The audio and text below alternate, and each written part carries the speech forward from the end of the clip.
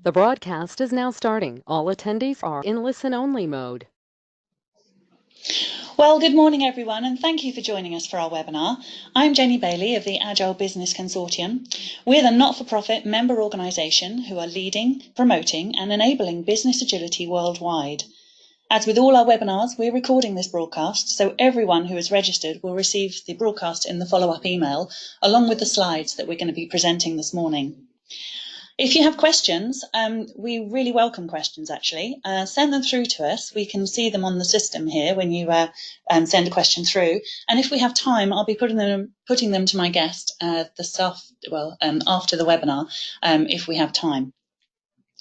So let's talk AgileDS. You may have heard about it some time now. Actually, me and my guests were actually speaking this morning and discussing the fact that we've been talking about it, the consortium, now for a good couple of years or more. Obviously, it was in a lot of planning process, I think, before that even. But the webinar today really is to inform you where we are with it. We're very close to launch now. It's getting a very exciting time now for AgileDS. So we're here to really tell you about it, how it's come about, the objectives behind it, and the story of it, really. So without further ado, I'd really like to inform you that obviously the AgileDS is our most recent product that involves Agile project management for the public sector. And like I said, it will be going live at the end of Q3 this year. So keeping with our schedule regarding this, the public beta will be happening very soon. And I'm delighted to inform you that Peter Stansbury, the lead author of the handbook, the coursework and everything we've put together regarding AgileDS, has joined us this morning. So good morning, Peter. Good morning, Jenny. Good morning, everyone online. Yes, that's right, everyone. There's good morning, good evening, good afternoon online, because they've joined us from everywhere. Indeed. So yes, thank you for taking the time out of your day to come and speak to us this morning. Now, if we look at your experience on here, we can see that you've got quite an extensive experience. And I was always keen to actually ask you whether or not you've always worked in digital transformation, because we can see here that you're obviously a consultant, you're a change consultant, you're a program project manager with over 30 years experience, which is amazing. And obviously you work with AgileSphere as well, which is a great accredited training organisation that works with the consortium. But then when I was putting this together the other day, and I was seeing AXA and Gartner and KPMG, Lloyd's Banking Group, the list goes on, Peter, it really does. So my question is, was it always digital services you were interested in, or when did that come about? No, not at all, actually. It's at several stages. I was traditionally in the space of Prince 2 MSP, managing successful programs, PMI on the American side, and luckily just stumbled over Agile, to be honest, with a customer who was taking on DSDM as their approach. In fact, DSDM as it was then, luckily Agile PM. Really liked the approach, realised a lot of good projects previously had Agile stuff about them, we just didn't realise it. And then secondarily, the digital service was that much later, just doing Agile PM training. And in fact, one of the key areas was working with the Ministry of Justice. In fact, I started out just doing sick cover on a training course for Agile PM. And had sort of discovered digital services, was aware of GDS, but hadn't really worked hands-on with the digital service organisation before. So that was a second lucky break, really. Right. And then once you got into the digital services, you kind of liked that kind of area, as it were, and wanted to develop your understanding of that more. That's right, yeah. That was intriguing because I'd worked a lot of public sector organisations and things large and complex like the National Programme for IT with the NHS, seen a lot of the challenges in these massive programmes, massive organisations, and to see the government really sort of taking this up, picking this up and running so well with it was a real eye-opener to me and really intriguing. Absolutely. I mean, that's what happened, wasn't it, with the government? They really got behind this, didn't they, with the government digital services, for instance. And if I recall, they decided to go Agile with all their systems, didn't they, digitally, back in, 2016, I think, was their target, wasn't it? Yes, that's right. So they started, the whole thing kicked off at about 2010. There was a sort of a famous review, Martha Lane Fox, that was brought in to review DirectGov as it was in those days. Right. Their sort of central portal. And the whole thing, I think there was a letter written proposing revolution, not evolution, was needed in government digital. So .gov.uk, if you go online, is the main place. Above a certain level of transactions, government departments have to go online to that, and GDS are like the custodians of that website. So in a way, they had to do at least recognise GDS, but to embrace it was a different thing, which a lot of them have done very effectively. Fantastic. And we're really leading the way with this, aren't we? I mean, England is out there. Not just the football, almost the football. That's right, hopefully they can follow on, do as well. That's right. As they've done Yes. World. But yeah, England and GDS and the government digital services, they really are leading the way. They've done really, really well, haven't That's they? right, yeah. Yeah. So I mean, the United UN survey, I think, wasn't it? That's right. Gave them a leading position for on two categories for the government, the government, but also the engagement of the citizens. And yes, the leading country in the world.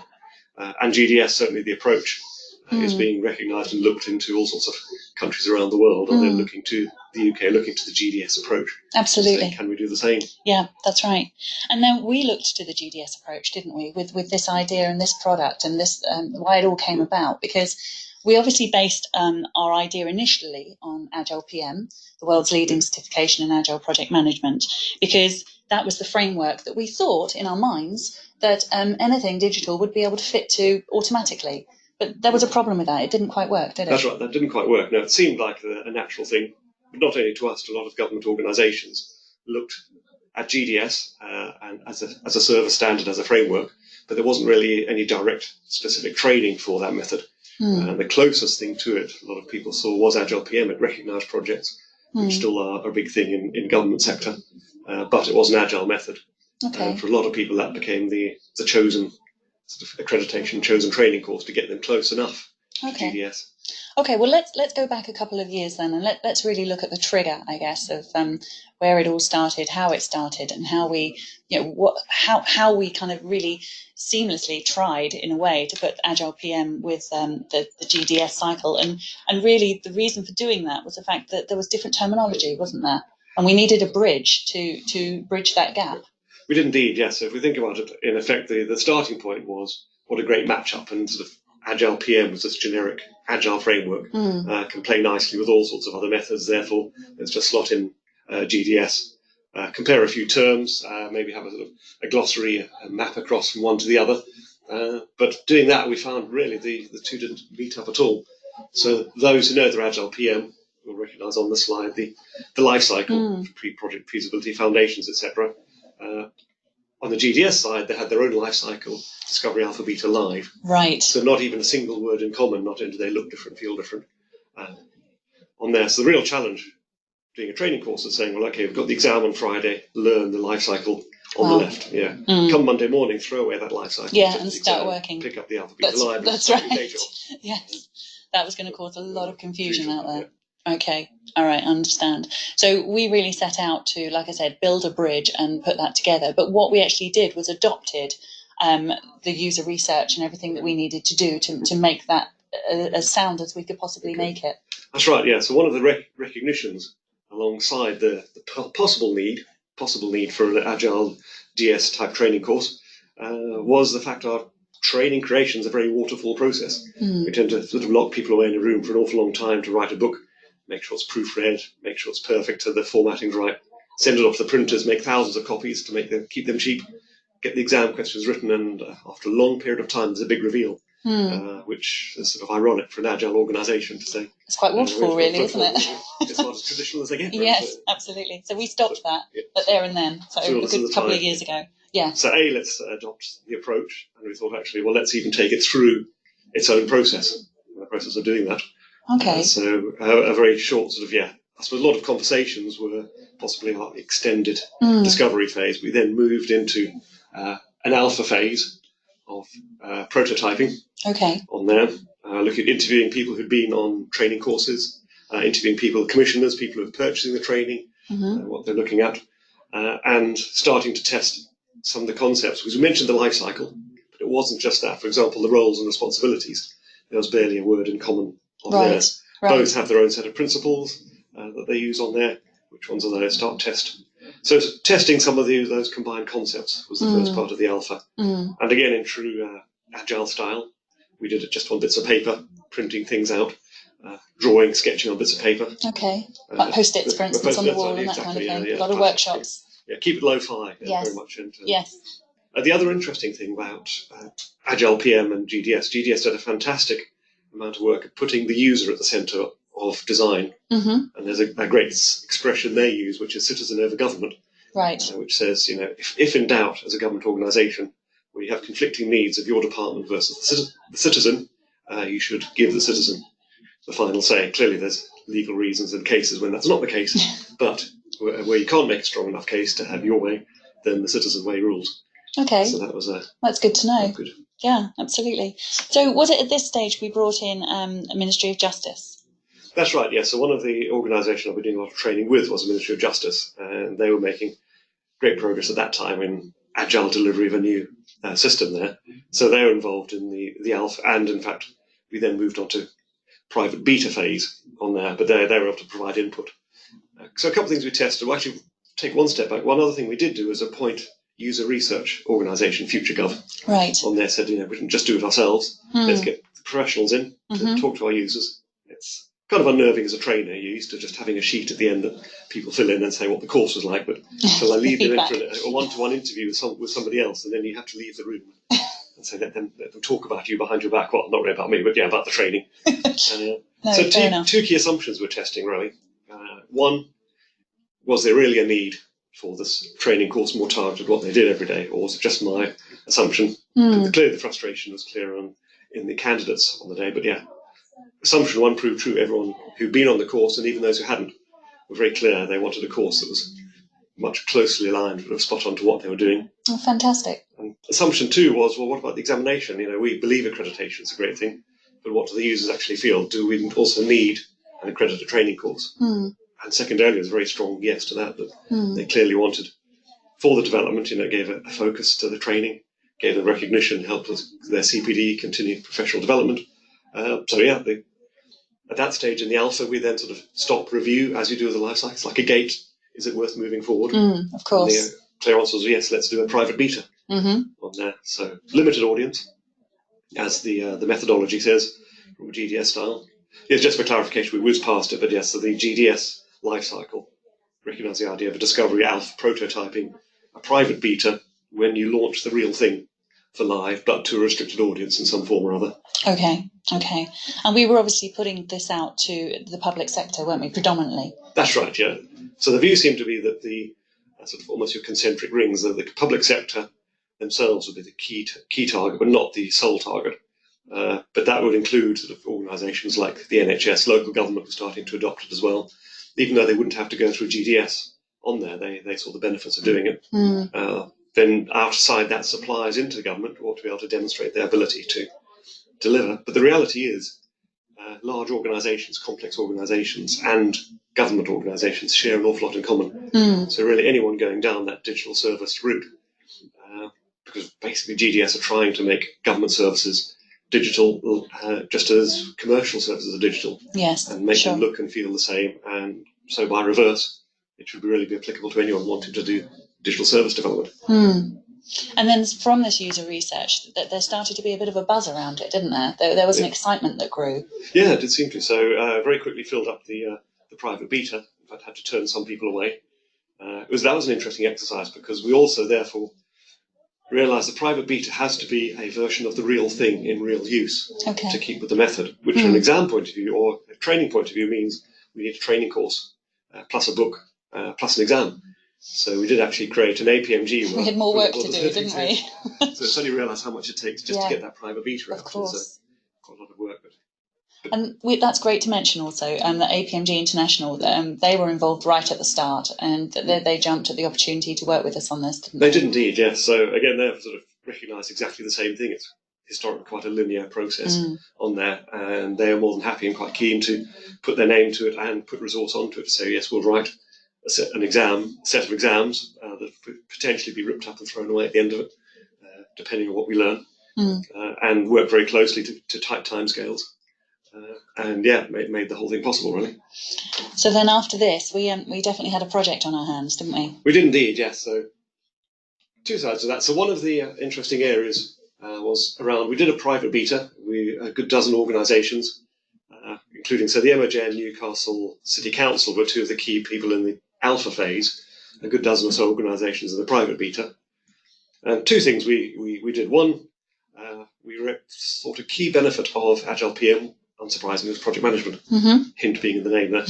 But one of the key findings was we were probably still overdoing it on there. And sort of GDS obviously had quite a good push not to create projects just for the sake of creating projects. Okay. So in government organisations, and large organisations, a temptation, if in doubt, create a project, name the project, create the programme, and you can kind of slow things down a bit that way. Okay.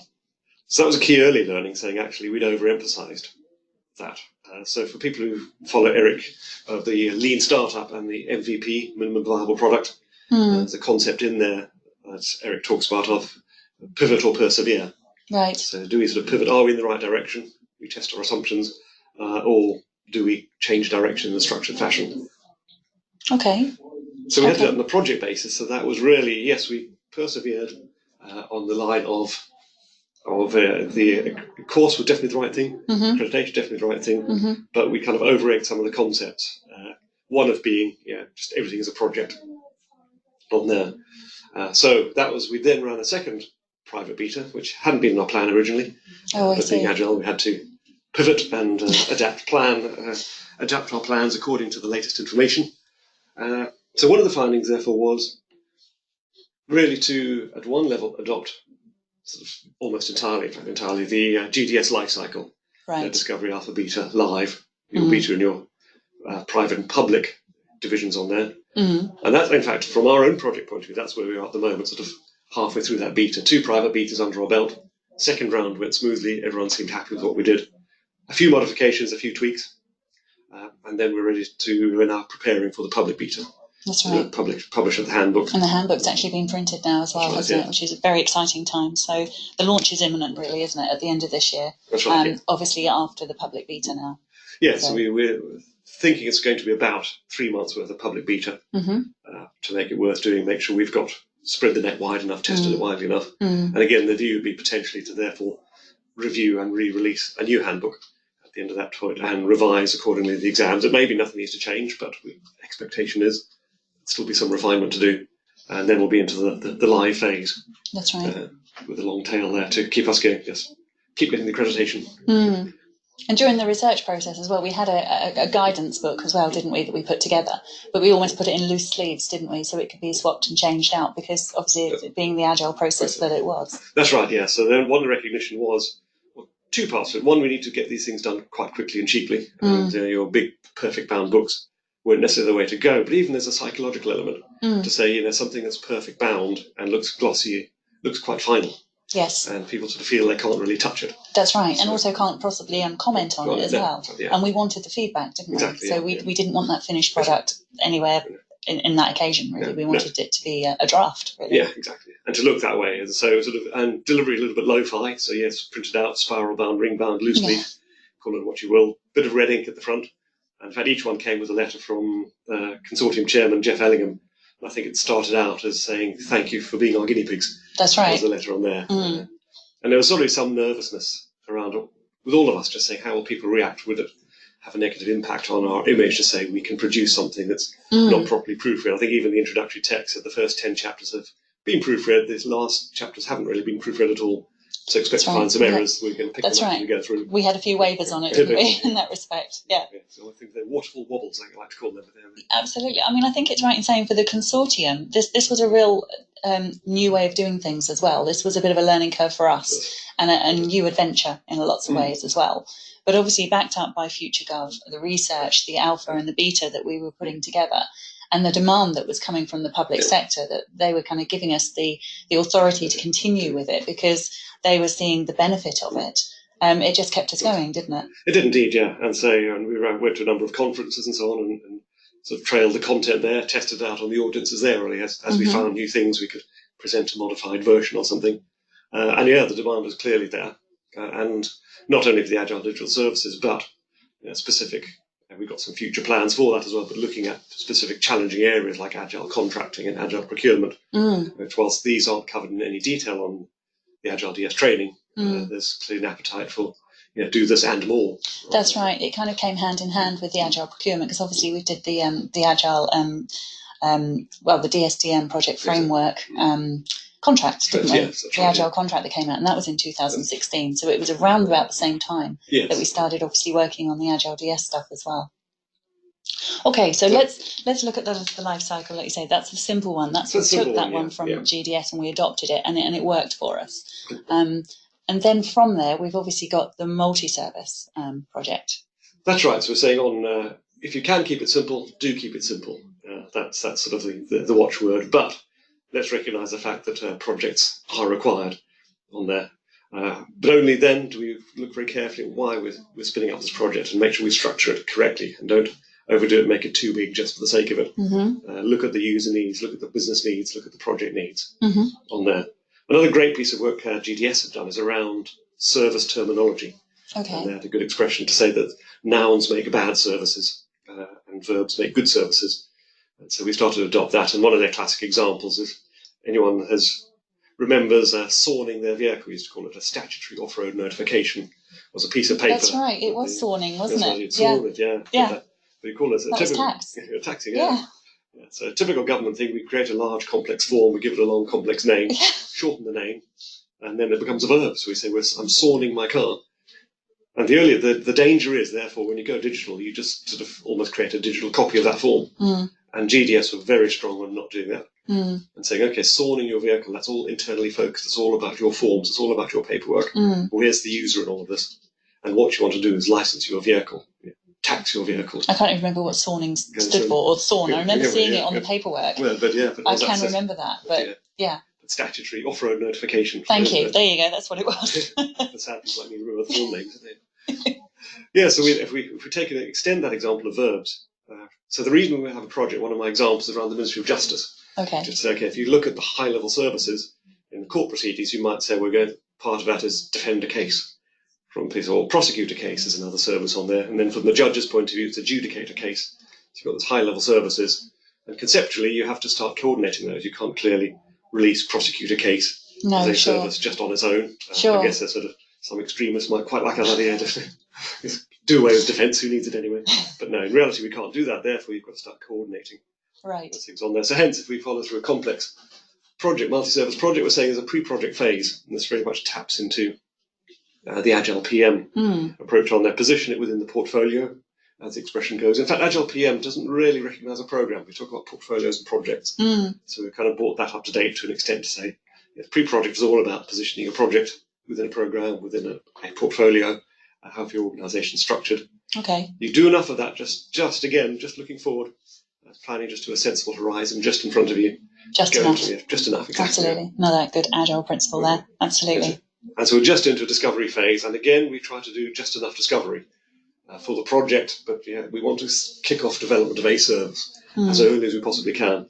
So we recognise within this project that we're going to have different services, hopefully with a good verb name style to them, and then multiple alphas, betas, private betas, public betas, and some things could be in live use, live production phase before something else is an alpha, quite possibly in a very large, complex program. So it's really the project structure enables you to juggle those things, to coordinate those things, and take them through to the end down to it looks like a very short line towards service retirement, but actually that's certainly from a digital point of view, can be very long tail because you keep modifying, keep tweaking your digital service, and you might not have to retire it, but but in some cases you do retire it and replace it with something newer, better, particularly where policies change or where customer needs change if you take it outside the public sector.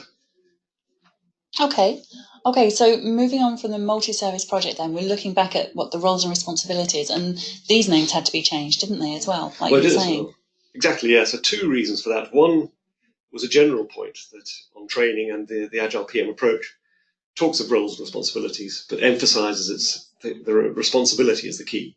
So one person can do more than one role in some cases, or you can have more than one person. That's the alien baby, isn't it? That's right, as we term it. Absolutely, yeah. Famous alien baby, but although we say that, the terminology tends to be role-based. So if you look at your project manager, your business analyst on there. So that was the first thing, saying how do we emphasise more clearly its responsibilities, not roles, not job titles. Again, from a public sector perspective, and likewise a big organisation, roles and job titles and grades and all sorts of things tend to get you bogged down. So let's turn the emphasis on the responsibilities. Hence, we're talking about a set of things. So user research as a responsibility. Yes, when you dig into that, you may have user researchers as a specialist job type in there, or that might be a responsibility taken on by somebody else within the team. Okay. It also recognised actually there's quite a lot of different disciplines in there when you get to digital services through your user research and various types of assurance. So if we look round that circle, we've got service assurance, which includes all of our testing and everything else. But there are some specialist areas, for example, accessibility. Clearly from a government perspective, they talk about digital by default, which means wherever possible, we want people to go online, go digital. But it's a citizen-facing service, and not everybody can or wants to go online on digital. So it's not digital by force, it's digital by default. We try and get people there. But we need to make things, therefore, accessible to people with, for example, visual impairments. Is it accessible to screen readers? Can you go through different languages or there's a lot of assistive technologies people use to help them engage with services, with digital services. So you need to test against those from a government and, again, a large public sector organisation or a large private sector organisation. Things like security weigh very heavily on people's minds. There's a whole load of testing you need to do around security assurance. And that all comes under the service assurance, That's right, doesn't it? Yeah. Okay. Because, I mean, like you say, there's new sort of responsibilities in there, isn't there? Yes, that's right. So, so the two big ones, I mean, service assurance is probably an extension of testing and quality assurance we had before on there, but clearly the user research is very different. The product management is a bit of an overlap. In effect, we now talk about product managers, product owners, which tends to be, in fact, Scrum got quite a strong foothold in the public sector, and a lot of terminology relates quite closely to Scrum. And after much thinking about it, we've decided to go with the popular opinion on that, and so we do now talk about backlogs rather than the PRL, Prioritized Requirements List, and also things like a product manager, not a business ambassador, on there. But sort of making clear emphasis that the product manager really needs to sort of take account of their internal needs, but they also need to be that sort of user ambassador and the business ambassador all wrapped up under that banner on there. So there's some changes to the responsibilities, but there is quite a good overlap. And could it be again that those responsibilities are done by multiple people? Or are we talking one individual? It can be done by multiple. Again, I suppose typically the development side. Again, it's funny, we're almost doing full circle. Yes, where that's right. Agile came from. It started out, even as a consortium, we started out with dynamic systems development method, trying to shorten it to DSDM. Years ago, 1994. Going back a bit. Absolutely, yeah. But then recognising how Agile was becoming more generalised, sort of shortened the name to DSDM, so it's not so obvious what it's about. Then talk about Agile PM, which sort of totally broke that link really between IT, software and Agile, which is where it started. But digital services now mean that just software development has gone back into it. It's gone back to IT. But not to replace it. The interesting thing, so then it's now saying, well, actually, there's a specific specialist area that a lot of people get involved in, and that's Agile IT, Agile software. It really does make sense. Okay. So then we look at multiple teams in this approach as well. Yes, that's right. So again, the same thinking applies to the team and the other side on there, and the roles and responsibilities, so the life cycle. So again, recognise try not to overdo it, just spin up more teams just for the sake of it.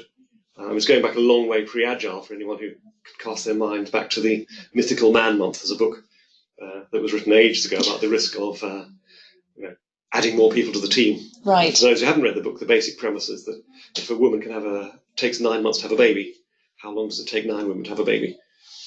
Right. And if the answer is 1 month, then you've got it wrong. But while most people get that one, but very often, my project's running behind, have another team, have some more people. That'll speed it up.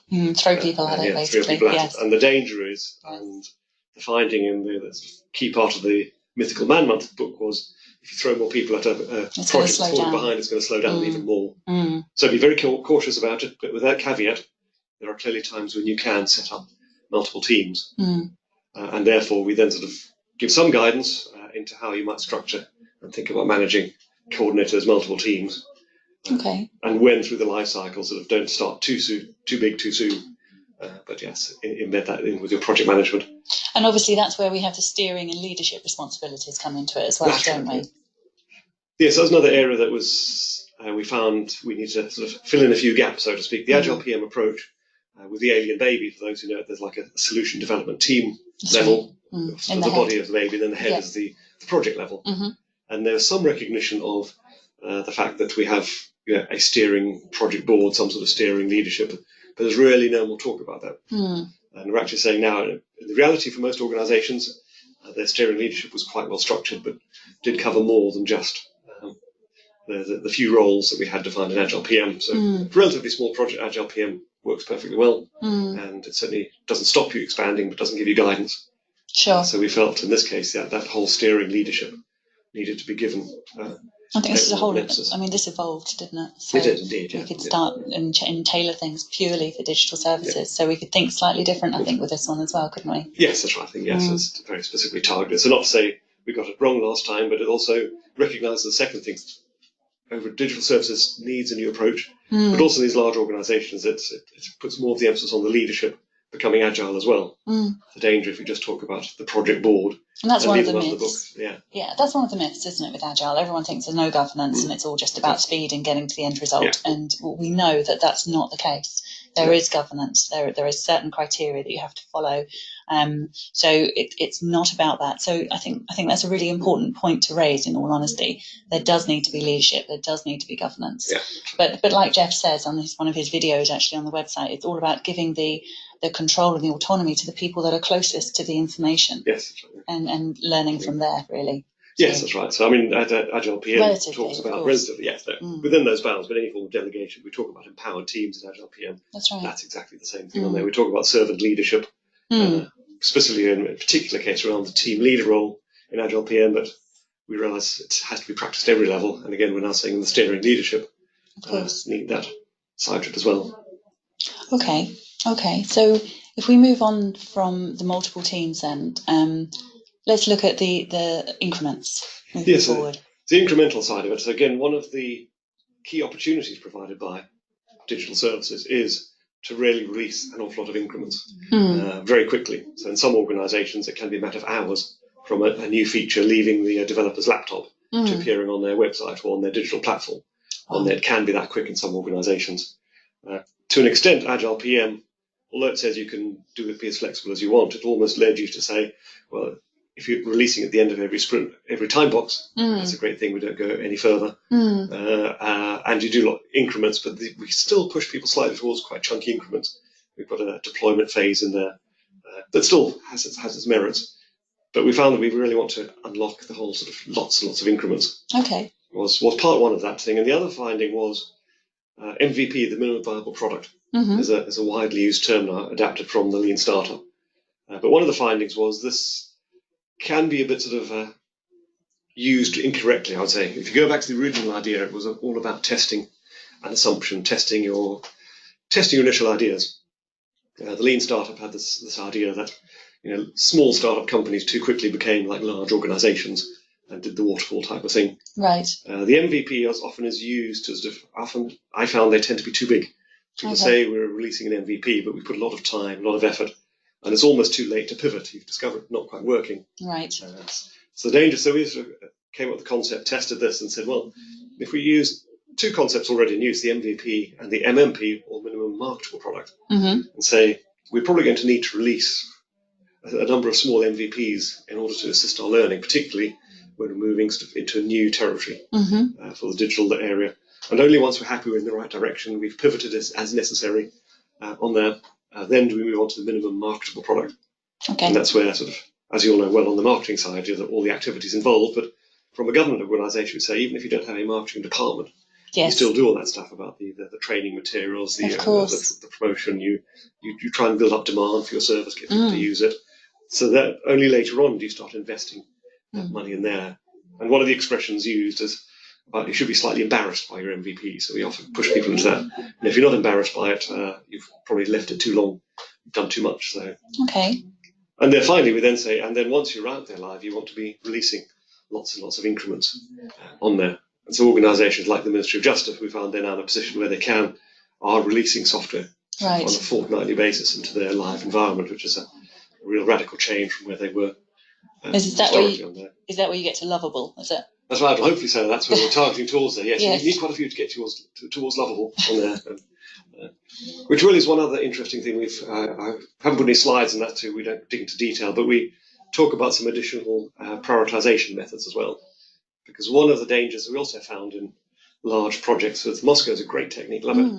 But the danger is sometimes you just focus too much on the stuff you really absolutely positively must have. Right. And you can land up with quite sort of a boring basic product at the end, or basic service at the end of it. And that doesn't help you do digital by default. It means people just don't bother using it.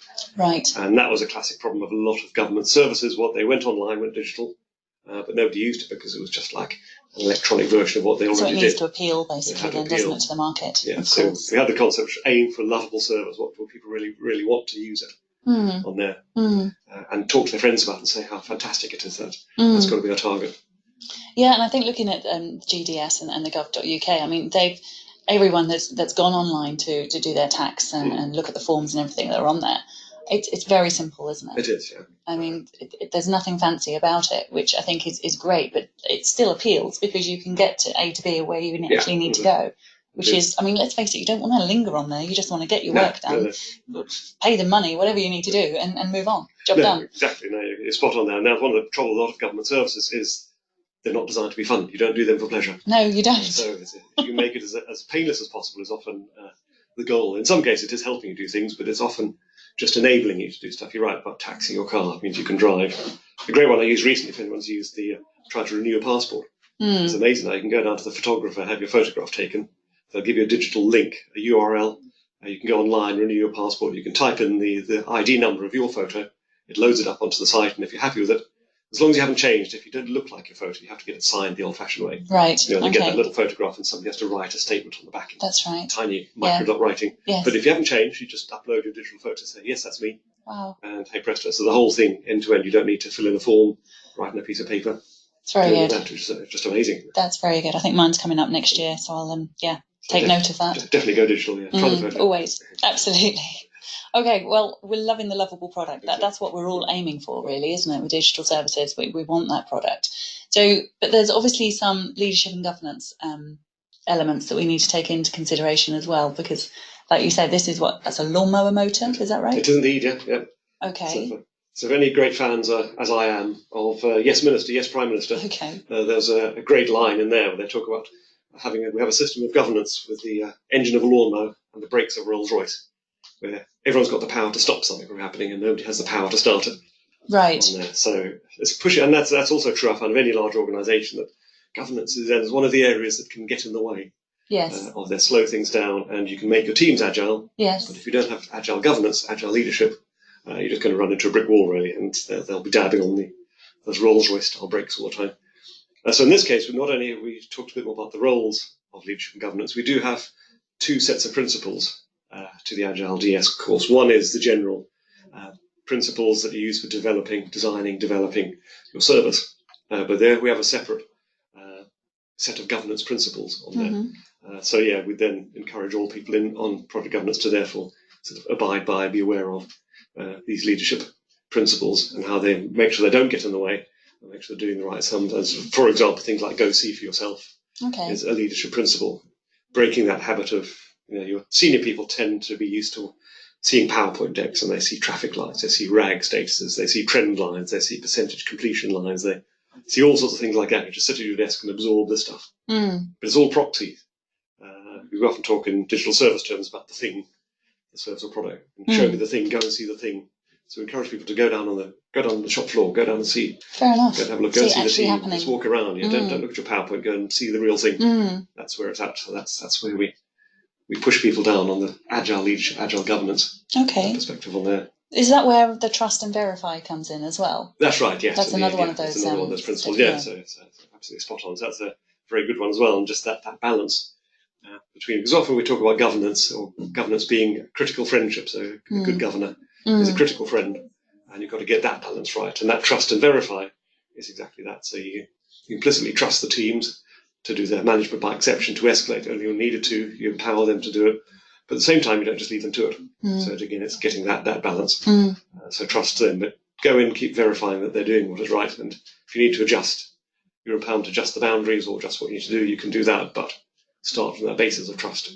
And then enable the team to be transparent and open. Absolutely, and it's the collaboration, isn't it? That's really required. Yes, really. exactly. That's right. Yeah, and to hopefully get to the agile teams. I often talk about the agile border within an organisation. You can do agile inside the border. At some point, you come crashing into a border where people don't speak agile Right. at the other side of the border, and, right. and hopefully you want that border to be as far away from the project as possible. Yes, so of course. If you bring your steering committee inside the border, and they all speak agile, understand agile, think agile, then things will get done a lot easier. Exactly. Yeah. I wonder if that will always be the case. I wonder if there'll always be an agile border. Yes, I wonder actually. Yeah. Because we go more mainstream now, aren't we, with agile? Let's face it, it's coming into everything. I mean, for the conference this year, for instance, we're bringing in marketing, HR, procurement, culture and leadership in a big way, with people, strategy and delivery, with the whole theme of creating Generation Agile. So it's agile is really moving into more of the mainstream, I think, than it's ever been currently. Right, actually, yeah. So I'd like to think one day, Peter, actually, that I see what you're saying about the agile border, and you need it as far away from the project, but let's hope it just keeps moving out. Well, yeah, that would be really good, wouldn't it? It's outside of everyone. That's right, actually. Because as we get more used to it, you're right. Some of the training we've had to develop as well is to go out to people who are recipients of change out there and in large organisations. This is how you'll receive your products. I often cynically say, in the old world, you'd wait sort of 9 to 12 months to receive something, you'd hate it. You now wait a few months, you still hate it, but at least you can change it because we're being agile now. That's right. So we're hoping to sort of move. Yeah, if everyone gets to that mold, we expect. I wonder if there'll come a point whereby you get your product straight away and you still don't like it. Yes, well, true. So it's like gone full circle almost, isn't it? Right, now you've got to get to thinking about it again. You become part of the process. That's right. Give it for free, free design for input to your customer. Amazing. Okay, let's look at the timeline then, shall we? Because obviously all this work's being done in the background, but this is really great because you can actually see the linear thread, if you like, can't you, of the whole project. That's so right. The alpha started, well, the thought process was there in 2015, 2016. Yes. And people were talking and mulling about some ideas in offices, and you were probably talking to MOJ, and MOJ were quite instrumental in kind of saying that there seems to be an issue here, we need to do something. Yeah. We still keep on doing the training, we send more and more people on it, but wouldn't it be great if? Yes, that's right. So, that terminology and those issues, we need to address this, we can't keep going on. So they were kind of instigated a kind of a change there, really, didn't they? Yes, that's right. Yeah. So eventually we thought, it's now time to fill that gap. That's right. As well. Yeah. So the feasibility and the foundations and all that were really thoroughly looked at. So then the alpha started spring of 2017. Yeah. Seems such a long time ago, but that was only last year. It's gone by quickly now, but yes. That's right. It has indeed. And then we went into private beta when you said we had all that huge demand for private beta. We actually turned people away, didn't we? Because we couldn't take them all on. And then we did another private beta, didn't we? That's right. Yeah. So that was because that was sort of the pivot on there. So we thought we would be in public beta / live by now. Had we gone the right route, we thought we'd done enough. We were wrong. And there's I like it. Another Agile principle. We thought we'd done enough. No, that's fair enough. So, I mean, we learned a lot from the first private beta. We changed things around. We put it back out to private beta again. Yeah. We changed things around a little bit more, evolved the product, evolved the offering, if you like, of what we were putting together. And then we're looking now, because we're in a good and a great confident place now, aren't we? So we're looking for public beta, Q3 of this year. That's right, yeah. So people can get involved in that and that will be on the website and all that sort of stuff on the Consortium website. And we'll be informing people about that opportunity. And then from there, a few more refinements possibly, do you think? Yes, probably so. We have to assume we haven't got it right this time just yet. So as you say, we're looking to public beta, and as the name implies, it's open to everybody, but the beta name will still be used to say it can be changed. We got in mentally a possible 3-month window. It could be a bit more or a bit less if we radically have got something wrong. Hopefully we haven't with the research on there. But so going through that process, then anybody, it's about accrediting the training organisations. It's effectively a new method on there. We've got plenty of people tried and tested Agile PM training organisations, but we need to get people up to speed on AgileDS. That's right. Get the handbooks printed where they're off of the printers right now, get the exams written, get those sort of QA'd and ready. But yes, it should be available for anybody who's accredited, ready to train. We'll be able to then offer a fully accredited AgileDS course from that point. So we're in lots of conversations at the moment, aren't we, moving this forward. So then we go live, the intention obviously after the Q3 2018 for the public beta, once the refinements have been made. then we go live, and that's to be confirmed. But we are hoping it's going to be this year, aren't we? This year, yes, that's the intention on there. That's right. And I know you're going out and doing a lot of presentations at exhibitions and the like as well, talking about this when we're between the public beta and between the live, which will be really exciting too. But the demand hasn't dropped. There's huge demand for this product, which is phenomenal, and it's just grown right the way throughout the process. As we've included, I guess, more public sector organisations to link in and understand what we're trying to do. Yes, that's right. So I think you're really right. The demand is certainly there. We've got people queuing up, looking great. to get started, which is a great place. It's an exciting product, that's for sure. It's in trouble. You build up an appetite. So we're doing the Agile thing, but there's that almost awkward gap now because we're still back in the world where you have to take a bit of time to get the exam right. You have to take a bit of time to get the handbook right. And kind of internally sometimes feel that frustration. Oh, can't we just launch? No, we're doing this correctly. There's no doubt about it. So we're going to go through that refinement process after the public beta, and then we're going to be live, and we'll do a launch for it definitely, because I think it's definitely worthy, and it'll be amazing to get some case studies out of the organisations that are taking it as well. No, that's true. So we'll absolutely put some more information together on this. So if you're interested, keep viewing the website really, because obviously fully into this year now, which I can't believe we're in July. This year has flown by completely. So yes, keep watching the website. We will feed the information through as soon as we have it. But we're going to have some amazing case studies, I think, from public sector organisations. Yeah, exactly. Yeah, that'll be really good. Let's look at the core structure. What actually does it involve? Yes, so what it involves, classic style, we talked about the handbook, the exams, very similar to Agile PM, which people might be familiar with online and or prints too, if people have gone down that route on there. Again, we've looked really at AgileDS, we tried to make it applicable to everybody. Agile PM had a focus on the project managers, although from my experience as a trainer, most people I train aren't project managers, aren't going to be them, they still take the course. Right. Anyway, so we've tried to generalise this. This is about digital service development for all team members on there. So yes, it's seen as a 4-day. It's actually slightly lighter on the content than Agile PM. Okay. So Agile PM was really launched as a 5-day course, which most people have truncated for various reasons into 4-day courses. Long 4-day courses. Long 4-day, yeah. A long hard slog for 4 days for a lot of people. And you get there. It's great. Whereas it's a bit more of a leisurely 4 days. Okay. I say tongue-in-cheek slightly, but it gives you a bit more time to put in some of the fun exercises, do some of that good stuff in there. I think those exercises are really worthy as well. Within also Agile PM, I've obviously I'm a practitioner with Agile PM, and I've gone through the examination process, and I think those exercises are just so helpful in crystallising the understanding and putting things into context. So the more I think, and that came through research as well, didn't it? Actually, that came through our user research when the public sector organisations we were speaking to said more exercises. So we've actually channeled that, haven't we? Yes, that's right. Yeah. So yes, taken. So what we've done is actually changed some of the, also taken some bits out, and said there's various things we talk about in Agile PM that we really shouldn't be talking about, like risk management. You still do risk management, but we sort of almost reinvented the wheel with our own risk management method, and saying actually risk management is so well talked about on the internet. Let's not really bother to talk about it and say, well, we're not adding. Are we adding anything new to the thinking in this area? If yes, let's write about it. If no, we'll leave it out, and that's created us a bit of the space for me to sort of put in those exercises and help them better. The other interesting piece of feedback was actually that from the training organisation, for the consortium to do more.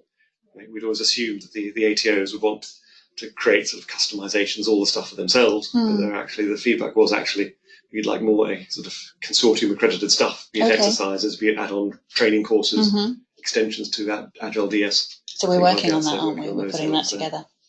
Sorry, go on. No, go on. Sorry. I was going to say, so that then leads us into the part that everyone hates the most by day 4 or day 3, 2, whichever way the course is structured. There are 2 levels, foundation and practitioner. So just very briefly on there. So foundation is your closed book, sort of recall, testing your knowledge of that 50% pass mark as the Agile PM, exactly the same structure there. And the practitioner exam format and those sort of syllabus areas. In fact, I say 4 syllabus areas, that's probably slightly jumping the gun, depending exactly on how it's structured by the examiners. But assume that for the moment. And again, a 50% pass mark, we're looking at roughly the same structure, 2.5 hours with open book, using your handbook to get yourself through the exam on there. And again, that's a bit more similar idea, the case study to go with it. So it's testing your ability to apply the AgileDS techniques to sort of a digital services style case study. Fantastic. I think it's good to see that, because obviously people are going through that in the betas currently. But I think for everybody who's listening to the webinar, I think that's interesting to actually see the course structure. So it is very similar with the foundation and the practitioner. Yeah, that's right. Yeah. And it'll be on there. In fact, already they're probably swap it with a new one. But yes, APMG have leapt on this one. So even for the beta, they've got their develop the materials as an online exam. You can trial exam you can take from APMG. That still reflects the old beta course, of course, that will be updated. But yeah, they're they're right behind this initiative as well. Give everyone the best chance of succeeding. Yeah, no, that's wonderful. And obviously the handbook's there as well, with a new brand colour for AgileDS, which we've gone with like a burgundy, which is great. So that joins the family of products really, doesn't it? Yes. Absolutely. So this year also, we should mention we're doing things slightly different as well. We're going with Creative Commons, aren't we? Indeed, yes. So that's one final thing that took us a bit of thinking and worrying about. Because historically, although we want people to use the Agile PM DSTM method, it's all been quite sort of strongly copyrighted and only available in a book typically, etc. GDS have been very strong to push people down openness, being open to everything you do. Transparency, exactly. So their method is transparent. Their method is available for anyone to use and adopt. So we were able to just pick it up and adopt it. We could have done it without even talking to them. We haven't. We've worked with GDS. They've provided input and feedback, and we've discussed it with them. But it's great to be able to do that. And we just need to or the bare minimum, we have to recognise their work, which we have done. But we've worked. They've collaborated and worked with us to help refine the content, put it that way. So that's wonderful. But it's still therefore that they're quite free to say it's our content. But we're actually saying, well, why don't we just mirror that? So it would seem wrong to sort of adopt and adapt some of their work and their copyright. Well, we couldn't copyright it because it was theirs. Then we'd have part copyrights, part not copyright. And try to own it in some way, and that wouldn't be right. So we've actually gone with Creative Commons, which gives that free content copyright license, doesn't it? That's right, yes. We're saying on that. Absolutely, everyone there. So, yes, anyone can distribute that free, use under that particular license. So I think that's just a very great step forward. Yeah, I think so too. And build upon it. We've already had calls from organisations I work with saying, well, yes, we really like the Agile PM, for example, but with regard to the Alien Baby, we actually call our people different things in the organisation. So, can we just customise it and create our own sort of slightly tailored version? Okay, not for the exam purposes, but we can build it, customise it. Absolutely, with the day-to-day of how it works for them. It's got to work for them, so of course they can change. Absolutely. Yes. So for any organisation, any service provider, any training consultancy organisation can start to adapt this. It makes sense. Every project's different, isn't it? That's right. Every project team is different as well. You have their own version on there as well. Of course. Sure.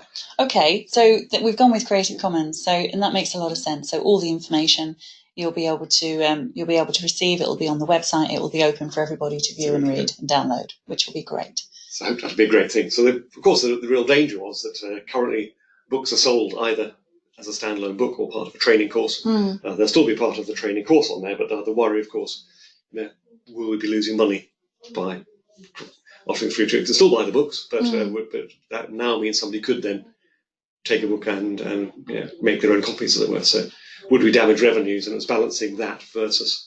That was our consideration, wasn't it? But we're a not-for-profit organisation, so we literally exist to give information and to give guidance and the accreditation through APMG. So we're happy, aren't we? Yeah, I think so. It seems a good match. It seems the right thing to do. And as you say, what is the purpose of the consortium, really? And that is, as you say, to spread the word. To give, absolutely, to promote and to inform people, really, about business agility. Yeah. And we do that widely, globally, don't we, at the moment? Yeah. Absolutely. You can't get bigger, really, can you? No, it's likely for us. I mean, there's been interest abroad, hasn't there, as well? Likewise, some governments are looking at GDS, but therefore from an AgileDS and general consortium offerings. I mean, obviously, Agile PM is sort of globally recognised, and AgileDS is already looking like it. Absolutely. Could go the same way. And we've got our international ambassadors, remember, as well. And we've got 14, I believe, now. And I know some of them are very interested in talking AgileDS as well. So it makes sense. It really does. It's to really bridge that gap. It's to bring an understanding, a coherent understanding, with a really good accreditation process behind it that can allow people to have confidence in what they're doing. Very similar to PM, because, I mean, obviously Agile PM has... we're the leaders, aren't we, in Agile PM, Agile Project Management. So I think Agile Digital Services could be going the same way. Who knows? Yes, hopefully so. Yeah. It's early days, but it had to start, didn't it? Which is the exciting world for it, really. Okay, so we've probably come to the end of the story, as it were, haven't we, of AgileDS, why it all came about, the objectives behind it, how we worked alongside and were speaking to, obviously, GDS through the process. So we've come to the point where there's any questions at all from anybody out there. And I'm just looking through. If you've got any questions, send them through to us. What we'd love to do here is obviously keep the conversations flowing. Peter, what we've done in the past with some of my guests actually is when I've sent out the recording and also the slides from the webinar, if there's been further questions, then what we've actually done is included those, and you've given like a short answer, if you like, to some of the questions that have come through. So if you wouldn't mind, that would be wonderful. That sounds fine then, yeah. There's a few coming through, but I'm just looking at the time at the moment as well, so we're quite tight on time at the moment. I mean, I think the next thing really with AgileDS, once we've gone through that public beta and then into live, will be interesting to see how next year comes through, really. Well, that's right, yes. See how the adoption happens on there. Yeah. Absolutely, and how it's taken up, really, in terms of the public sector organisations. I know we've got a lot of public sector conferences we're going to be going to. Yeah. We've already signed some up for next year, so we're going to be busy with AgileDS in a big way. So we think it's very exciting times. We really do. But we must also stress it's not purely for public sector. It's for all organisations as well that are working in that digital way. Yes, that's right. With those services. And so pretty much in all the organisations we come across are doing something in the digital space, really. So yeah, we think there's a lot there, and the natural way to do it is an agile fashion. And we think it's Okay. Let's just go back to this slide. We can just complete this one. Yes. There we go. And this is when technology lets us down. Okay, that's fine. So let's think. What we can do then is if we go to our next slide, we've actually got your colleague joining us, haven't we? We've got Jeremy Rennick from AgileSphere joining us. But for us, Peter, I must thank you for joining us this morning and obviously sharing your knowledge as the lead author of AgileDS. I couldn't think of anyone more perfect, really, to come into the office this morning, or studio. Can we call this a studio? I guess we can. It's our meeting room here in Ashford in Kent. But yes, to actually go through that process and to take us through that slide deck, really informing us about AgileDS, how it started, the process, what we've done, and the results, because I think it's a success story. I really do. But I think because of that, I think if you've put the work in and you've obviously done the research, the user research that was so pivotal and so important, and gone through a proper approach as we did, I think we couldn't have failed to come out with something that was what the users wanted. No, that's right. I mean, either we come out of nothing or something they want is the idea, really. Yes, we get to a point where we're wasting our time and their time, then we call the whole thing off. Really. That's right. And we got to those gates, didn't we? And we decided, because of the demand, we're just moving forward with this because this is growing. Absolutely. No, I think it's a wonderful story. I really do. And like we said, we'll have everything on Creative Commons, so everybody can see all the information about it. There will be a number of case studies. I'm sure Ministry of Justice, and also we've also been talking to Newcastle City Council. They've done a case study for us already, haven't they? So it's fantastic. Okay, so well, thank you again for your time, Peter. Really appreciate it. It's funny actually, because the next webinar coming up is the minimal viable organisation. I've been trying to saying that this morning. The minimum viable organisation. So name to make it complex. Absolutely. MVP or MVO, whatever we have. MVO, that's right. Absolutely. Now, thinking about it, Jeremy Rennick presented at the conference last year, and I think he did part one of the MVO. And he's going to be coming in and sharing more insight really into the MVO in the webinar on the 18th of July. So everybody listening out there, if this is something that's interesting to you, and I think the MVO is very important, isn't it? Yes, that's right. So I mean, it has a very strong overlap to Agile and enabling Agile to be done properly, but just saying you're looking at some of the ideas, how organisational structures can drive what happens within the organisation, which a bit like we think about the SORN and all those things, the form names drive how we do a service, your organisational structures, your organisational makeup can drive how you behave, and that's so how do you set yourself up? Fantastic. No, I think that's a really interesting theme there, and Jeremy's definitely the expert on it, isn't he? That's right, yeah. He's been talking NVOs for quite some time. Brilliant. Well, please join us then at 11 o'clock, Wednesday, the 18th of July. That would be wonderful. But for now, from us, it's farewell. So, Peter, thank you again for your time. You're welcome. Really appreciate it. We're all completely in the understanding of what AgileDS is all about, and what we're going to be expected to take on, really, if we go down that road and we need that accreditation, which is wonderful. So, Excellent. thank you again. Most welcome. Thank you, everyone, for attending. And we'll get to these questions and we'll get them put out in our review when we send the slides. Okay, so thanks very much for everybody for being there. Really appreciate your time this morning. This webinar will go through to being on our resources page. So if you wish to listen to it again, you can by all means. And I'll also be sending it out to you as a recording in due course, with the slides as well. So from me for now, thank you very much for joining us and goodbye.